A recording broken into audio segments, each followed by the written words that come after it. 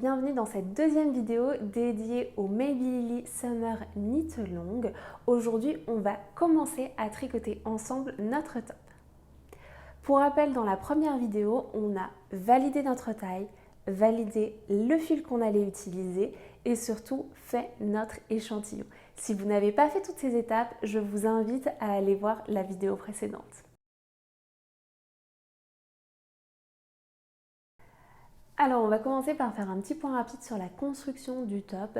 C'est un top qui se tricote en aller-retour puisque au centre vous avez ce système de boutonnière qui vous oblige du coup à tricoter le corps en aller-retour et il va se tricoter de bas vers le haut tout simplement pour avoir la dentelle dans le bon sens. C'est vrai qu'en fonction du point qu'on utilise, parfois on est obligé de le tricoter dans ce sens-là. Donc vous allez tricoter tout le corps en aller-retour jusqu'ici en fait, vous voyez cette partie dos vraiment. Et à partir de là, vous allez séparer pour tricoter de façon indépendante chacune des bretelles. On va faire le petit taille corde et on viendra l'ajuster après dans le dos. Voilà pour la construction globale de ce petit top. Donc si on s'intéresse à la finition du top, vous allez voir, en fait vous avez un nail cord qui fait vraiment tout le tour du top, toutes les extrémités. C'est une jolie finition qui vous permet d'avoir un résultat qui est très net et qui évite d'avoir, vous savez, ces bords qui roulotent vers l'intérieur. C'est un nail cord qui est intégré pendant que l'on tricote, donc vous allez le réaliser à chaque étape au fur et à mesure. C'est pour cela que dans le patron, je vous ai proposé de faire un montage en nail cord, comme ça vous faites les deux étapes en une. Pour ce montage en nail cord, je vous ai déjà filmé un tutoriel pour vous montrer vraiment en détail tout ce montage qui est un petit peu spécifique. Je vous remettrai le lien directement. Mais je voulais faire un petit point avec vous par rapport à ce montage qui est spécifique, dont on n'a pas l'habitude et certaines ne sont pas complètement contentes de leur résultat. Du coup, je vais vous proposer juste ici des solutions et une autre technique si vous ne voulez pas utiliser ce montage en nail cord. Je vais vous afficher une photo du résultat obtenu par certaines d'entre vous, c'est-à-dire des mailles qui sont trop lâches au moment du montage. Donc pour cela, deux solutions. La première, c'est que vous pouvez simplement utiliser une taille d'aiguille inférieure pour les mailles que vous montez. Comme ça, vous aurez des boucles plus petites et ça pourra résoudre votre problème. Voilà, par contre, il faut bien utiliser cette taille d'aiguille inférieure juste pour les mailles de montage. Donc ça demande un petit switch pendant que l'on tricote. Et sinon, vous pouvez faire un montage en deux étapes, c'est-à-dire d'abord monter vos mailles, puis réaliser votre high cord. C'est ce que je vais vous montrer comme technique aujourd'hui. Pour rappel, j'utilise la numéro 14 de Unling. C'est du 100% tencel. Dans la première vidéo, je vous ai dit que j'avais réalisé un échantillon 3,5 qui n'était pas correct. L'échantillon en 4 mm que j'ai réalisé avec vous, pour le coup, il est bon. Donc, je vais partir avec cette taille d'aiguille pour tricoter tout mon top. Au niveau du montage, du coup, je vais monter directement le nombre de mailles totales que vous allez obtenir à la fin de la partie montage en nail cord. Je suis partie sur la taille XS, du coup, je vais monter directement 182 mailles avec un montage classique. Pour réaliser un montage classique, du coup, je prends mes aiguilles. Alors, j'ai pris des aiguilles circulaires parce que c'est ce que j'ai l'habitude de faire, mais en vrai, on va tricoter en aller-retour. Comme je vous disais, je vais tricoter avec des aiguilles 4 mm. Du coup, juste pour mon montage, quand je fais un montage classique, je préfère utiliser une taille d'aiguille supérieure pour monter mes mailles, donc juste pour créer mes mailles sur mon aiguille. Ça me permet d'avoir un montage qui ne soit pas trop serré et du coup d'être sûr de ne pas déformer mon tricot dès le départ. Donc comme d'habitude, pour monter mes mailles, je prends mon aiguille et je vais enrouler mon fil 10 fois autour de cette aiguille. 4, 6, 8, 10. Je vais même faire 20 pour que l'erreur elle soit moins grande.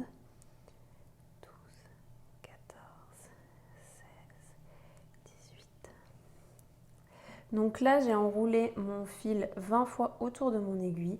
Je vais prendre la mesure de la quantité de fil qu'il m'a fallu pour faire ces 20 tours. Et du coup, ensuite, je vais venir juste multiplier pour pouvoir monter mes 180 mailles. Et comme ça, je suis sûre d'avoir la bonne longueur de fil. Et suffisamment de fil. Donc, chaque boucle correspond à 20 mailles. Donc, 20, 40, 60, 80, 100, 120, 140, 160, 180. Et du coup, la dernière, je ne suis pas obligée de la prendre en entière, puisque j'ai besoin de 182 mailles. Donc on va dire à peu près ici. Ici, je vais faire mon nœud coulant. Donc, je fais une boucle, je passe mon fil à l'intérieur et je le tire. Et je vais passer mon aiguille à l'intérieur, tout simplement. Donc, aiguille 4,5 pour mon tricot que je fais en 4 mm. Voilà, si vous voulez faire la même technique avec des aiguilles 3,5, du coup, je vous conseille de prendre des aiguilles 4 mm pour faire ce petit montage. Et ensuite, c'est parti pour le montage de toutes les mailles. Alors là, ça ne va pas être particulièrement intéressant puisqu'il faut monter 182 mailles pour ma taille. C'est assez répétitif. Je vais vous retrouver une fois que j'aurai monté toutes ces mailles. Et voilà, j'ai monté mes 182 mailles, donc directement le nombre total de mailles que j'ai besoin sur mes aiguilles. Et du coup, je vais pouvoir passer à la partie corps et je vais tricoter les premiers rangs. Avant de tricoter, je n'oublie pas de changer mon aiguille. Ici, comme je vous avais dit, j'ai pris une aiguille 4,5, donc je l'enlève et je place une aiguille 4 mm à la place. Voilà, ça c'est très important. Je me suis déjà fait avoir avec cette petite chose et c'est très désagréable d'avoir à refaire son premier rang. Bien sûr, on fixe bien son aiguille pour pas qu'elle bouge. Donc comme d'habitude, vous passez ce petit outil à l'intérieur du trou qui est là. Quand vous avez des aiguilles interchangeables, ça vous permet d'avoir un peu plus d'appui pour bien fixer votre aiguille. Et voilà, comme ça, je suis prête à tricoter les mailles, la partie corps, tout simplement, de mon ouvrage. Et une fois que j'aurai tricoté quelques rangs sur mon corps, je vais vous montrer comment faire l'i-cord du bas du top. Juste une petite précision sur le motif. Juste une petite précision sur le motif du point dentelle que l'on a sur l'ensemble de ce corps. Donc en fait, c'est ce motif-ci qui se répète dans un sens et dans un autre en décalé. Et au milieu, ici, de part et d'autre, de l'i-cord et des boutonnières, vous avez une petite bande de points en jersey, tout simplement, pour éviter que votre bordure n'ondule. Donc ça permet de fixer un petit peu les côtés. Donc c'est pour ça que vous allez commencer ou finir par tricoter cette partie en jersey, en plus du point que l'on répète X nombre de fois pour chaque. Une fois qu'on a compris ça, je pense qu'on a globalement compris la structure du top et on va pouvoir très bien se débrouiller. Dans le cadre de ce montage qui est un peu différent de ce que je vous ai mis dans le patron, je vais juste du coup rajouter un rang 0, on va appeler ça comme ça, où je vais tricoter toutes mes mailles à l'endroit et c'est le rang qui me servira en fait à venir relever mes mailles pour tricoter mon i-cord et qui du coup va disparaître en quelque sorte à l'intérieur de mon i-cord. C'est pour ça que j'en rajoute un supplémentaire. Donc pour cela, comme je vous disais, je vais tricoter toutes mes mailles à l'endroit tout simplement et ensuite j'enchaînerai directement avec le rang 1 de la partie corps sur mon patron. Une fois que j'ai terminé ce premier rang de mailles endroit, je retourne mon travail et je commence par le rang 1 de la partie corps. Donc je vais glisser mes 3 mailles et ensuite je vais tricoter toutes ces mailles à l'envers. Et je vous retrouve tout de suite pour tricoter le rang suivant.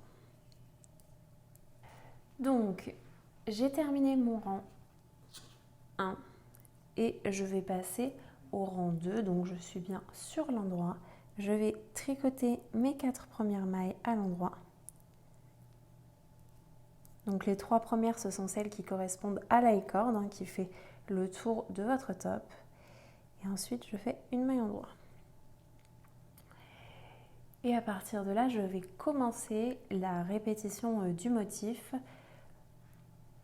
sur l'intégralité du corps. Pour cela, je fais une maille endroit, un surjet simple, puis une maille endroit, un jeté, une maille endroit, un jeté. Puis je tricote 6 mailles endroit.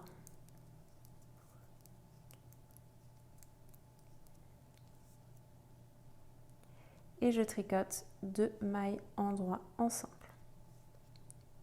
Donc ça, c'est le motif que je vais répéter sur l'intégralité de mon corps. Et je finirai mon rang par quelques mailles endroit.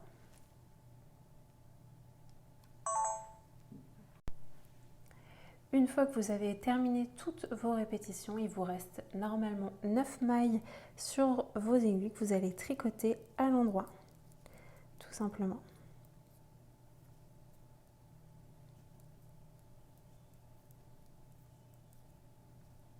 Donc c'est le premier rang vraiment avec le motif, il est très important pour être sûr qu'on ait le bon nombre de mailles, qu'il soit bien en place, qu'on ne se soit pas décalé, etc., etc. Donc il faut vraiment être très attentive sur ce premier rang.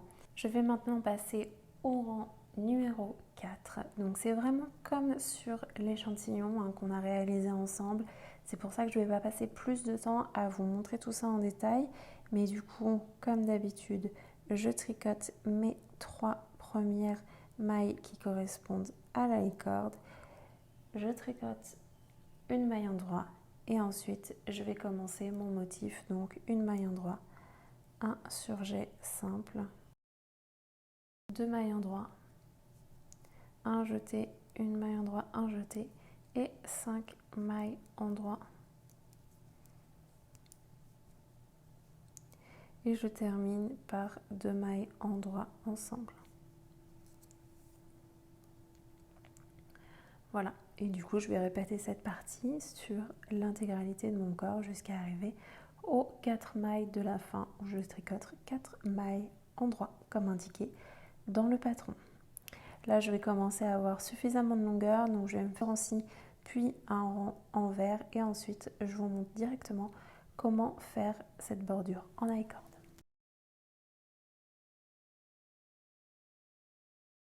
Donc maintenant que j'ai tricoté quelques rangs, je vais venir faire l'i-cord en bas de ce top.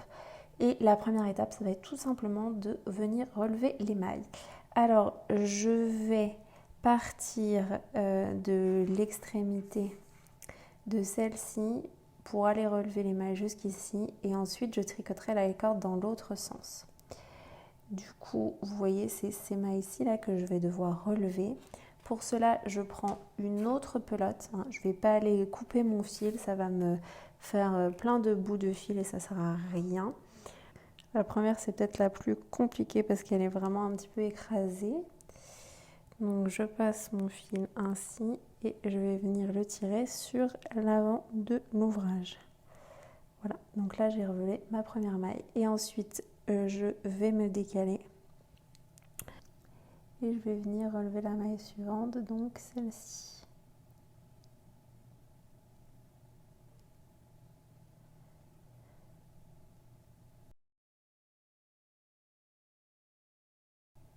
Et je continue tout du long pour relever en fait une maille dans chaque maille que j'ai montée précédemment.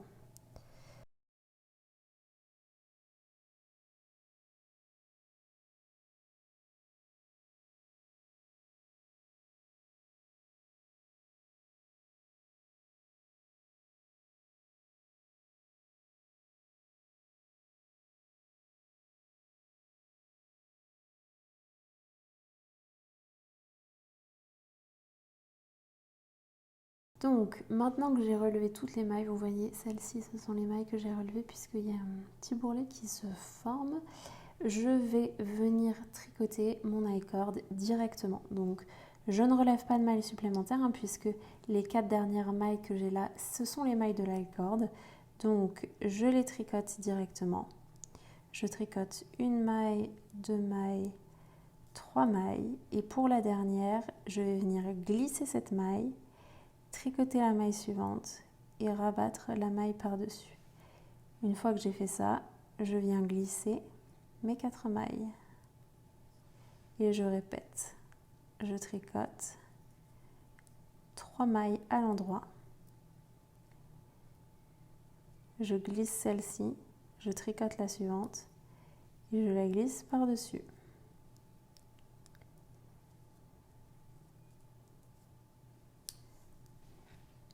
Et comme ça, on va faire l'I-cord en travaillant toutes les mailles qui se trouvent le long et qu'on a relevées.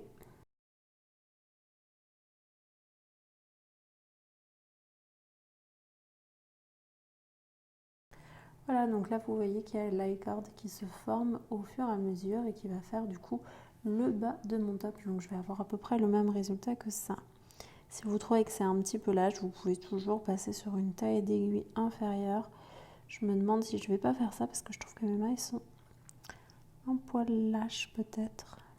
Alors, comme vous pouvez le voir, j'ai tricoté mon I-cord partout le long du bas du top avec la technique que je vous ai montrée. J'ai bien utilisé une demi-taille d'aiguille inférieure car je trouvais qu'en aiguille 4, on voyait vraiment la différence. Donc là, je suis passée sur du 3,5 et je trouve que le résultat est bien mieux. Ce sera très joli une fois bloqué. Et à la fin, je me suis arrêtée. Comme vous pouvez le voir, il me reste les 4 mailles que j'ai relevées dans l'I-cord du côté. Et de l'autre côté, il me reste 4 mailles de l'I-cord. Donc là, le but, ça va être de venir faire un grafting entre ces mailles qui sont là pour les raccrocher aux mailles qui sont ici. Et ainsi avoir une finition qui est complètement invisible en fait. On va venir faire les mailles. Par contre, c'est vrai que ces mailles que j'ai relevées là dans le début de l'I-cord, je pense qu'elles sont inutiles puisque en faisant le grafting, je vais avoir la dernière maille qui se forme. Donc je vais simplement les retirer et enlever ces 4 mailles, voilà, tout simplement. Et du coup, j'ai directement les mailles de l'I-cord et les mailles du bas. Et là, je vais venir faire mon grafting avec les petites mailles là que vous voyez. Voilà, je le fais au fur et à mesure avec vous, du coup j'improvise un peu, mais c'est vrai qu'avec le tricot, c'est ça qui est bien, on peut toujours modifier un petit peu les choses au fur et à mesure et s'adapter en fonction des circonstances. Donc pour faire mon grafting, je vais venir, je me laisse quand même un petit peu de fil avant de le couper. Et je vais utiliser une aiguille à coudre pour passer derrière et à l'intérieur de mes mailles. Donc j'ai rapproché un petit peu la caméra pour que vous voyez mieux le détail de cette partie. Donc j'ai mon fil de mon I-cord avec les mailles. Je vais venir passer dans cette première maille d'arrière en avant. Puis je vais venir passer sous cette maille-ci pour vraiment créer mes mailles au fur et à mesure. Donc je passe en dessous, je tire mon fil, hop, forcément mes mailles sont parties.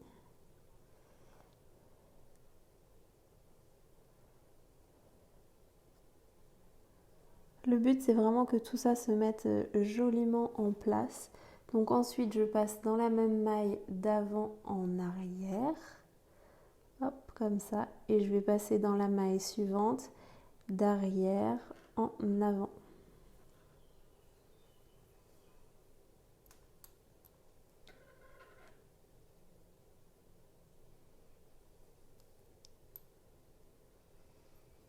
Ensuite, c'est cette maille-ci que je vais devoir travailler. Donc je passe en dessous de la maille avec mon aiguille.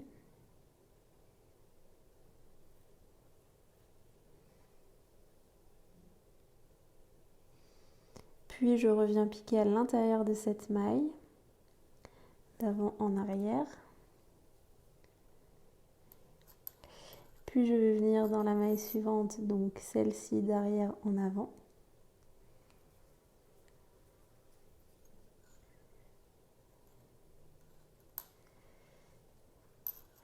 Là, je vais venir travailler cette maille-ci, qui est la prochaine maille de mon I-cord. Donc toujours, je passe à l'arrière. Hop, je vais juste le faire avec la main gauche.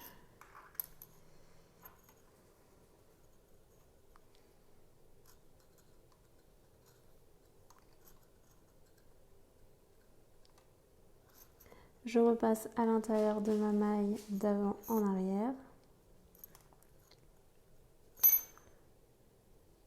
Et là, je vais un petit peu retourner mon ouvrage pour mieux voir la dernière maille qui est vraiment plus derrière. Donc, si je veux bien la placer, elle est placée correctement ainsi. Et que je vienne l'attacher à la dernière maille de l'I-cord qui est juste ici.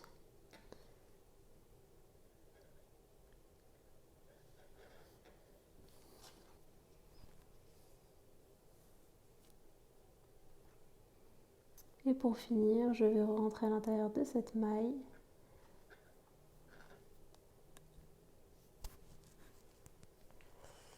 Et voilà. Là, j'ai fait la jonction entre mes deux I-cords. Donc, une fois qu'on a fait ça, on peut reprendre notre tricot sur le corps. Après, là, je vous l'ai fait maintenant pour vous montrer la démo, mais c'est totalement possible de faire le corps et de rajouter l'i-cord à la fin. Donc j'ai tricoté quelques rangs supplémentaires pour pouvoir vous montrer le résultat. C'est une technique du coup qui fonctionne également très bien et qui donne un résultat très net. C'est une très bonne alternative si vous ne voulez pas réaliser un montage en I-cord. Pour le point, je ne vais pas vous montrer en détail rang par rang puisque je l'ai déjà fait sur la première vidéo de ce Maybelline Summer Knit Long. Donc si c'est quelque chose qui vous intéresse, je vous invite tout simplement à aller voir la première vidéo.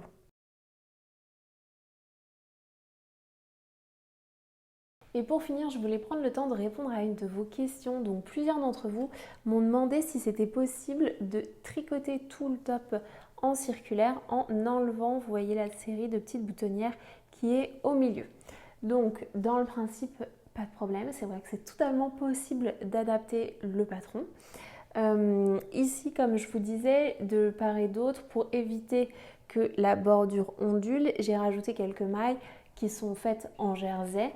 Et en fait, il se trouve que vous avez pile le bon nombre de mailles pour ajouter un motif supplémentaire et tricoter l'intégralité en circulaire. Donc vous n'avez pas besoin de changer le nombre de mailles au montage, vous avez juste à répéter un nombre de motifs entiers et à être sûr de bien vous caler avec ce même décalage que ce qu'il y a dessus là. Au niveau de la dentelle, on a vu ensemble juste avant comment étaient faits les rangs en vert. Donc les rangs en vert, dans le cas de ce tricot-là, on glissait les 3 premières mailles, on tricotait à l'envers toutes les mailles suivantes et on glissait les 3 dernières mailles du rang. Quand vous serez en circulaire, vous travaillerez toujours sur l'endroit et du coup, ce rang intermédiaire sera un rang intégralement tricoté à l'endroit du début jusqu'à la fin. Voilà, donc c'est vrai que la dentelle s'y prête bien, le changement n'est pas très important. Par contre, il faudra faire attention plutôt sur la partie diminution ici, puisqu'en fait, cette partie bretelle avant, droite et gauche, je vous ai créé des diagrammes qui sont spécifiques sur chacune des tailles en fonction des mailles que vous avez.